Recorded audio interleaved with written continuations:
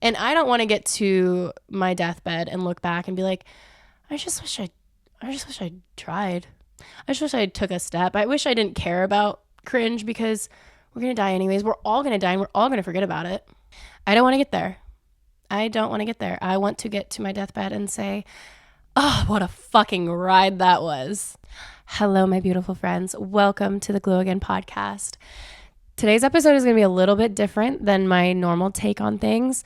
I want to kind of integrate actually what I normally talk about. This is going to be a little bit of integrating the vibrational world with the action world and the more 3D physical world, right? Which I don't usually like to talk about that much.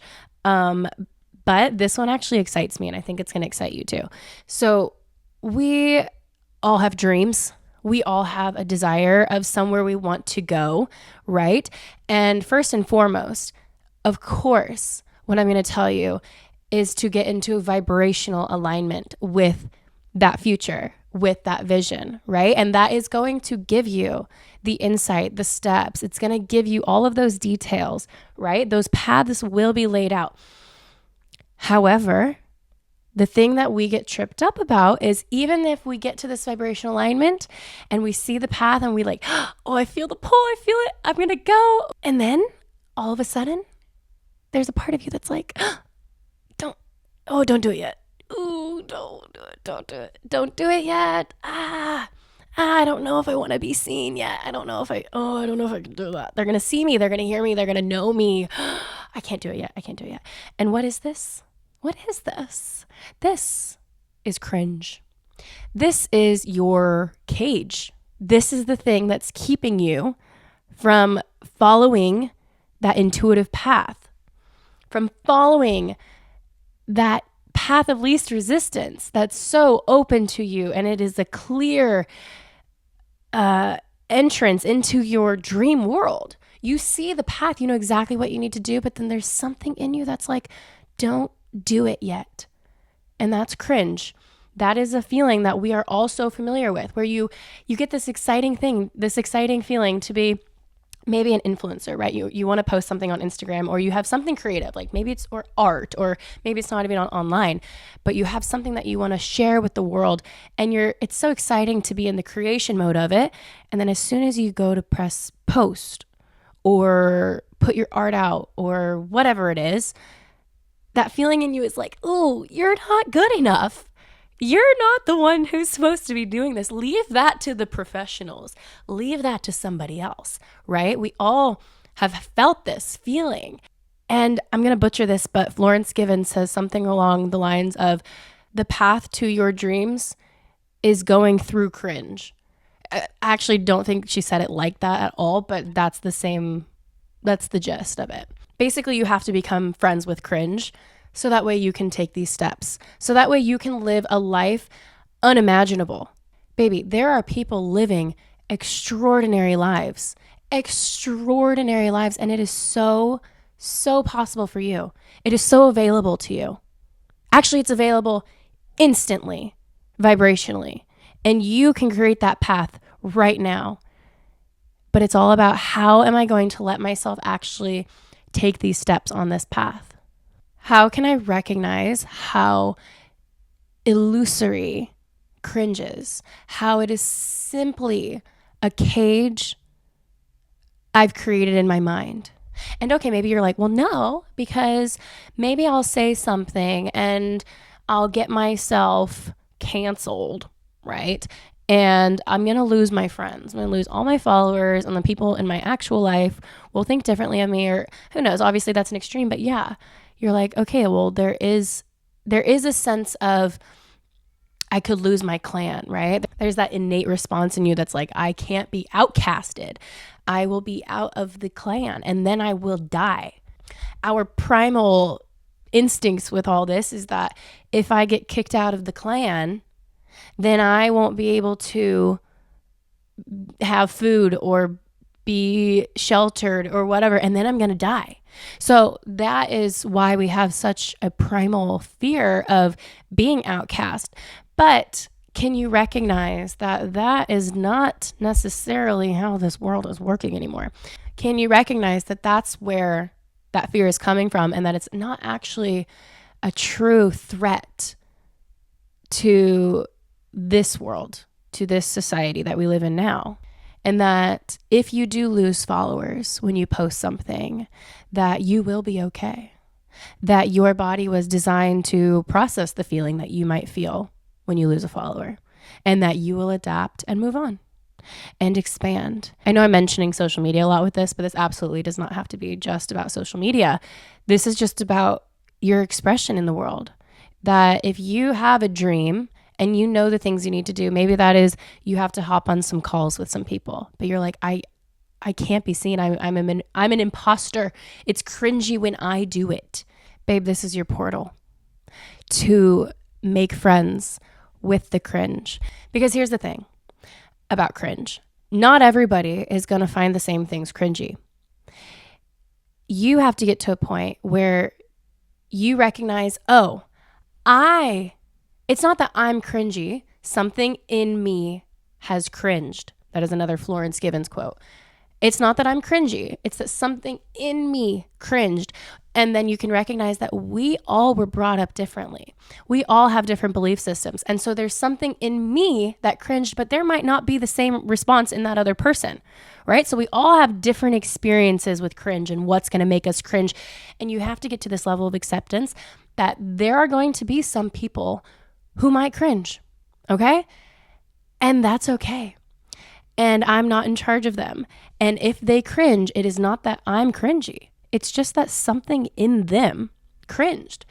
For instance, let's just say that I post a certain outfit, right? I have like no bra on or something, which I never have a bra on. But okay, I post an outfit like that. And somebody who grew up very religious or just like very modest has all of these belief systems that's wrong. That's cringy.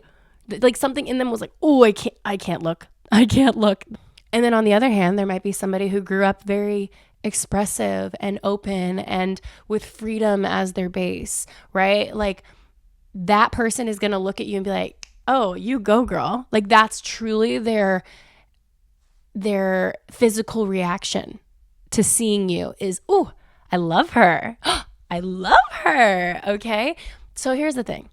There's going to be people who don't like it. There's going to be people who cringe, but it's not that you're cringy. It's that something in them cringed, and it's just not your job to fix that.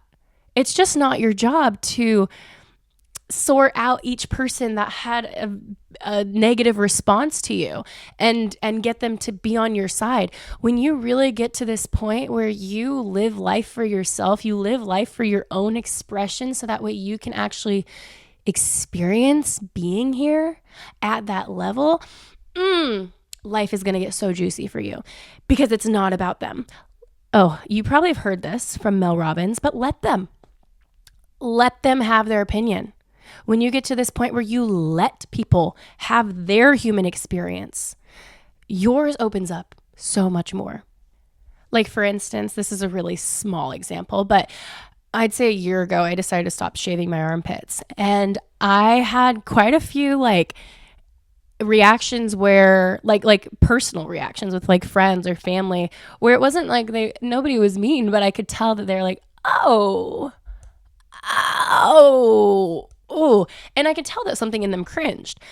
But I decided that my authenticity and the thing that lights me up mattered more than having their opinion be positive about me, than having them see things exactly how I see them. I didn't spend any time trying to explain to them why I'm doing this and I need them to understand. I didn't waste my time trying to get them to be on my level.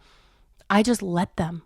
Or for another example, when I first started posting content online, I really had to allow myself to sit with my cringe. Because that's the part that's the cage. One, allowing other people to have their cringe and not getting involved.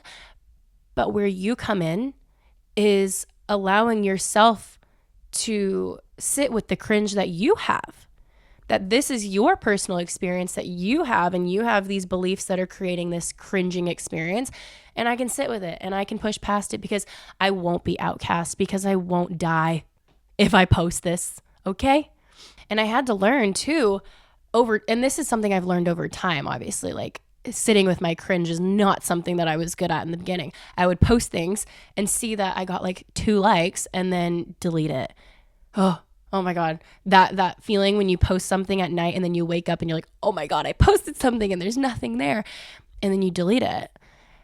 I've learned that even if I don't get a response that I am like wanting, I'm going to keep the video up, because that's teaching my body that it's okay to feel this cringe, that it's okay to be expressive and to not have everybody see it the way I see it. So I guess my advice is go full force, post anything and everything. If it's not about social media, take those calls, do whatever it is, go pitch yourself to businesses. I don't know what you're doing, but whatever it is, go full force and just embrace the cringe and say, oh, that's so cringy. Like, notice when you have those moments and let them be there. Like, just let them be there. Allow yourself to be human. I think allowing yourself to befriend your cringe also allows you to have a deeper experience as a human being for our time that we are here. Like, why wouldn't you want to do everything you can so that way you can experience this at its full potential? Like, this world is extraordinary, and we put so many limits on ourselves. We put these limits on ourselves. We put ourselves in these cages. But you also have the key. You also have the key to this cage. Like, I think I've just gotten to this point in life where I've really checked in with my priorities and having fun and enjoying this life and being myself and being expressive matters so much more to me now than like fitting in. Is that still a thing? Like, I don't want it because this is my experience. Like, this is me. This is my body. This is what I get to do. This is what I have right now. And why am I going to let other people, or even my own mental cage that I have a key to, keep me from living a bigger, fuller, funner, faster life? Like, it's available. It's literally available. And that's the thing that like I think that's what makes me tick and really pushes me towards living this life of expression, is because I'm like, it's literally available. It's actually not like there's not even a curtain. It's like right there. And I have everything I need to step into that. And I'm just not doing it. And I don't want to get to my deathbed and look back and be like, I just wish I tried. I just wish I took a step. I wish I didn't care about cringe, because we're going to die anyways. We're all going to die and we're all going to forget about it. I don't want to get there. I want to get to my deathbed and say, oh, what a fucking ride that was. Like, are you kidding me? That was so fun.